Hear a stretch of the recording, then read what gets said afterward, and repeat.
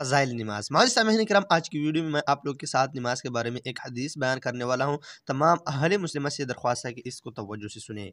बिस्मिल्लाहिर्रहमानिर्रहीम। नबी अकरम सल्लल्लाहु अलैहि वसल्लम का इरशाद है कि बदतरीन चोरी करने वाला शख्स वो है जो नमाज में से भी चोरी कर ले। सहाबा रज़ियल्लाहु तआला अन्हु ने अर्ज़ किया, या रसूलल्लाह, नमाज में से किस तरह चोरी करेगा? इरशाद फरमाया कि उसका रुकू और सजदा अच्छी तरह से न करें। माज़िद सामईन किराम, फ़ायदे मिली का ये मज़मून कई हदीसों में वारिद हुआ है। अव्वल तो चोरी खुद ही किस कदर ज़िल्लत की चीज़ है और चोर को कैसी हकारत से देखा जाता है। फिर चोरी में भी उस हरकत को बदतरीन चोरी इरशाद फरमाया है कि रुकू सजदा को अच्छी तरह न करे। हज़रत अबू दरदा रज़ियल्लाहु तआला अन्हु फरमाते हैं कि एक मरतबा हज़ूर अक़दस सल्लल्लाहु अलैहि वसल्लम ने आसमान की तरफ निगाह उठाई और ये इरशाद फरमाया कि इस वक्त इल्म दुनिया से उठ जाने का वक्त मुनकशिफ हुआ है। हज़रत ज़ियाद सहाबी रज़ियल्लाहु अन्हु ने अर्ज़ किया, या रसूलल्लाह, इल्म हमसे किस तरह उठ जाएगा? हम लोग कुरान शरीफ पढ़ते हैं और अपनी औलाद को पढ़ाते हैं और वो इसी तरह अपनी औलाद को पढ़ाएंगे और सिलसिला चलता रहेगा। हज़ूर सल्लल्लाहु अलैहि वसल्लम ने फरमाया,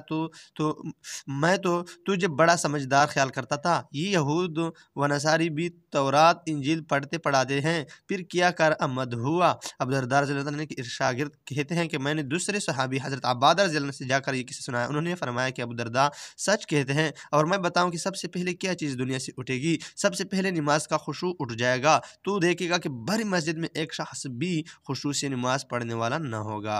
व आखिर दावाना अनिल हम्दुलिल्लाहि रब्बिल आलमीन।